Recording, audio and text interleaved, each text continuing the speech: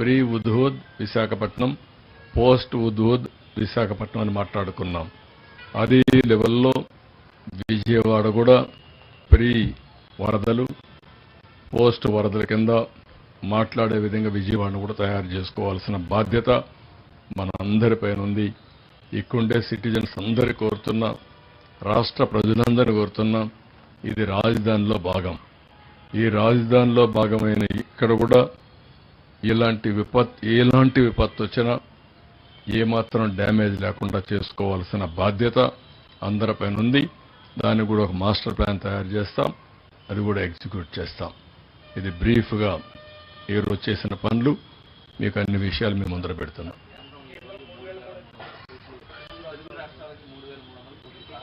లేదు, అది కరెక్ట్ కాదు. ఊరికి రూమర్ అది మీరంతా కూడా అది కరెక్ట్ కాదు. ఇంకా రాలేదు, కన్ఫర్మేషన్ లేదు. మనం ఇంకా రిపోర్ట్లు పంపలేదు. ఇది ఊరికే ఎక్కడ ఫ్లోట్ అయిన ఇన్ఫర్మేషన్. అది not correct. Tomorrow morning we are sending report. ఇది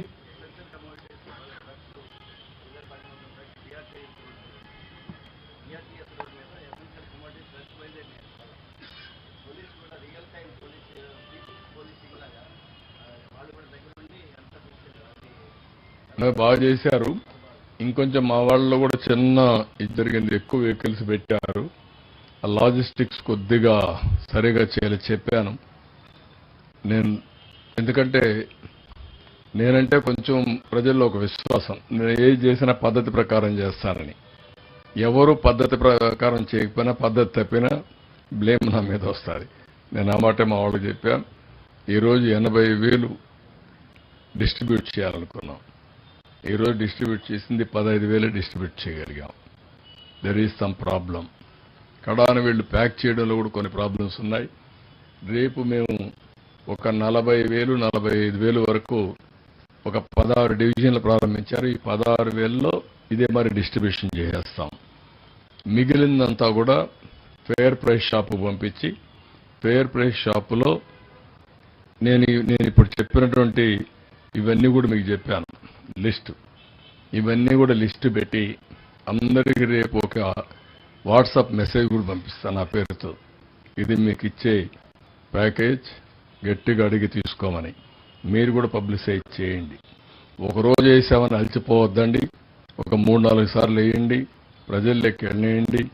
ప్రజలు దానిపైన ఇది నా ఎంటైటిల్మెంట్, నా హక్కు అని దబాయిని తీసుకునే పరిస్థితి వస్తుంది. ఎక్కడ మిస్అప్రోప్రియేషన్ జరగదు. కొంతమంది బాధ్యత లేకుండా ప్రవర్తిస్తున్నారు. కానీ నేను మిమ్మల్ని అందరినీ కోరేది, ఎక్కడికక్కడ ఎవరికి తోచిన విధంగా వాళ్ళు పనిచేద్దాం. పాజిటివ్గా పనిచేసి వాళ్లకు చైతన్యవంతులు చేయడానికి, మనం ఇచ్చే రిలీఫ్ కూడా సక్రమంగా అందడానికి ఏమేం చేయాలో మనం చేయాల్సిన అవసరం ఉంది. దీనికి సహకరించండి.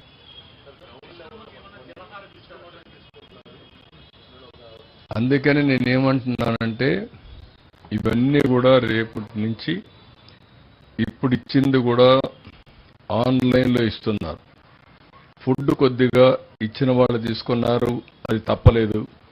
కానీ ఆ రోజు ఉండే పరిస్థితి అది. మనం కూడా స్టాచ్యురేషన్కి వెళ్ళాం. ఇక్కడిచ్చే ప్యాకేజీలన్నీ కూడా ఎవరికి అవసరమో, ఎవరైతే నష్టపోయారో వాళ్ళకి ఇస్తున్నాం. ఈ 32 డివిజన్లో ప్రతి కుటుంబానికి ఇచ్చే ఎసెన్షియల్ కమోడిటీస్ కానీ, అదే మరిగా డ్రై ఫుడ్ కానీ క్లియర్గా ఆ కుటుంబానికి అందజేస్తాం. 16 వార్డుల్లో ఇప్పుడు ప్రారంభించినట్టు ఇదే సిస్టమ్ ఇంటింటివి ఇచ్చేస్తారు. ఎల్లుండి నుంచి 2 డేస్లో ప్రతి ఒక్క ఫెయిర్ ప్రైస్ షాప్లో పెడతాం. అందరూ వచ్చి ఆ ఫెయిర్ ప్రైస్ షాపులను తీసుకుంటారు. ఆధారంగా ఇవన్నీ డిస్ట్రిబ్యూషన్ అవుతాయి. ఇక్కడ ఒకటే మీరు గుర్తుపెట్టుకోవాల్సింది, పీడిఎస్ ఓన్లీ బీపీఎల్ ఫ్యామిలీస్కి ఇస్తాం. కానీ ఇది మాత్రం అందరికీ ఇస్తాం. చిన్న పెద్ద తారతమ్యం లేదు. ఒకవేళ పెద్దవాళ్ళు తీసుకున్న వేరే వాళ్ళకి ఇచ్చుకుంటే వాళ్ళ ఇష్టం. కానీ అందరికి అవైలబిలిటీ ఉంటుంది, అందరికి వర్తింపజేస్తాం.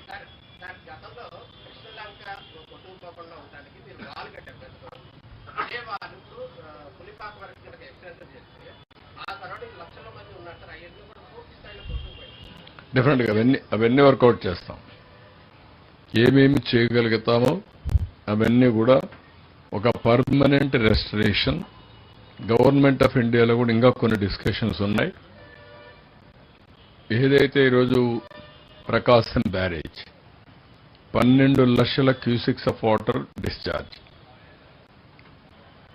ఈరోజు ప్రకాశం బ్యారేజ్ పైన చాలా ప్రాజెక్టులు వచ్చాయి. కానీ ఈ సంవత్సరం వచ్చిన వర్షాలు మనం చూస్తే అన్ని దాటుకొని 12 లక్షలు వచ్చేసింది. రాబోయే రోజుల్లో 15 లక్షల క్యూసిక్స్ ఆఫ్ వాటర్ రాదని నమ్మకం లేదు, ఉంటుంది, వచ్చేదానికి అవకాశాలు ఉన్నాయి. అలాంటప్పుడు దీన్ని కూడా ఏ విధంగా స్ట్రీమ్ లైన్ చేయాలని గవర్నమెంట్ ఆఫ్ ఇండియాని అడుగుతున్నాం. ఒక 15 లక్షల క్యూసిక్స్ కానీ డిశ్చార్జ్ చేసే విధంగా ఈ ప్రాజెక్ట్ని ఇంప్రూవ్ చేయగలిగితే ఉపయోగపడుతుంది. ఎంతవరకు చేయగలుగుతాం అది కూడా హోంవర్క్ చేస్తాం. ఎక్స్పాన్షన్ ఏం చేయగలుగుతాం అన్ని కూడా.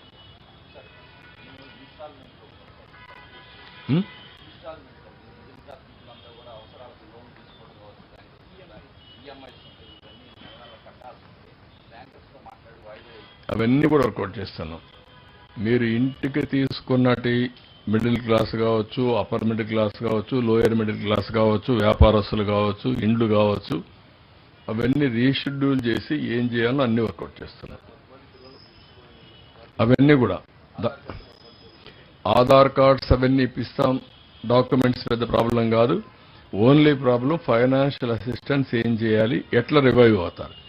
అవన్నీ నాన్ ఫైనాన్షియల్ ఇష్యూస్ని పెద్దగా పట్టించుకోవాల్సిన అన్ని రెడీమేడ్గా ఇచ్చేస్తాం. అది పెద్ద ఇష్యూ కాదు. ఎక్కడ డబ్బులు తీసుకోకుండా సప్లై చేద్దాం.